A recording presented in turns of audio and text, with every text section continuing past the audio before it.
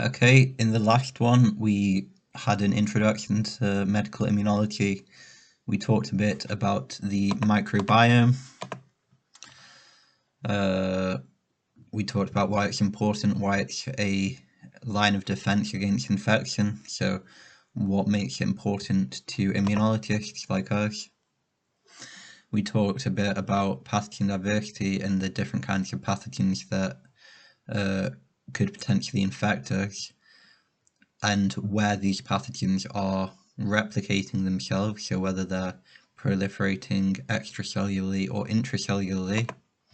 Now we're going to talk about how these pathogens are actually able to cause an infection in people. So, in order to cause the infection, these pathogens need to either get inside our cells if they proliferate intracellularly, or they have to be around our cells in an extracellular matrix if they proliferate extracellularly. To get into our cells, they can't just get through the skin. The skin is a permeability barrier, which has lots of oils and salts and other chemicals in it that basically kind of prevent bacteria and viruses from being able to infect us. So in order to actually infect us, pathogens have to go to an area called a portal of entry. And in the body, a portal of entry tends to be mucosal tissue. Mucosal tissue just being kind of epithelial tissue with a mucous membrane, so like the respiratory tract, the gastrointestinal tract, or the genitourinary tract. Other portals of entry can be the skin if it's broken. A portal of entry can be the parental route, which means transmission from parent to offspring if the pathogen is able to make it past the placenta, which would be transplacental transmission, or the intrauterine route, which basically just means that the pathogen can infect the offspring. It can't get past the placenta, but as the baby is being born and the baby has passed through the urinary tract, the intrauterine tract, because obviously it's going to be exposed to the pathogen there and get infected. So I believe that's the case for HIV. Lots of pathogens actually arrive at these portals of entry from exogenous transmission, which basically means it's coming from an external source outside of the body, from person-to-person transmission.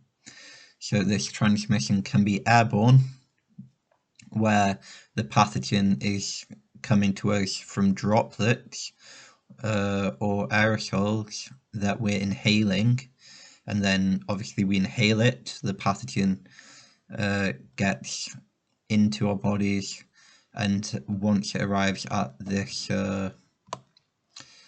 portal of entry, the mucosal tissue in the respiratory tract, it's going to cause an infection.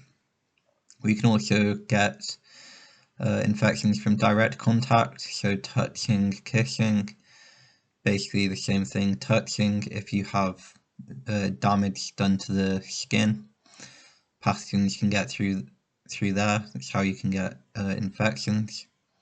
Or kissing, basically the exact same thing as inhaling it. It's still going to either be inhaled and get into the mucosal tissue of the respiratory tract, or if you're going to swallow that saliva, obviously the mucosal tissue in the gastrointestinal tract. The fecal oral route, basically the same, fairly self-explanatory. Maternal transmission we talked about a minute ago, where pathogens are making it to the offspring either as the offspring are being born, which is the case with intrauterine infections, or while the offspring is still developing in the mother, which is the case for transplacental. And obviously, sexual transmission, I don't think I need to go much into that. So these are all forms of exogenous transmission, so exogenous infections coming from pathogens entering a portal of entry from an external source. Now we're going to talk about endogenous infections, where a pathogen is causing an infection from moving from one part of the body to another part of the body. So it's not coming from an external source. We have these pathogens within us already. They're just causing an infection from moving about. So examples of endogenous infections, we have microbes from the gut being transferred to the urethra, and this can cause a urinary tract infection. So the microbe in the gut, it's being moved about, it moves to the urethra, and then you get your infection. It's not coming from an external source, the infection is caused by microbes moving from one part of the body to another part of the body. That's all you need to know. We can also have an endogenous infection from disruption of the normal microflora by antibiotics. I've put a couple of examples there that you can look deeper into if you're interested. It's the same idea. The antibiotics are disrupting our normal microflora in our microbiome, causing it to move from one part of our body to another part of our body. This other part of our body is not used to that microbe, so it's triggering an infection. And like we said before, this is called an opportunistic infection.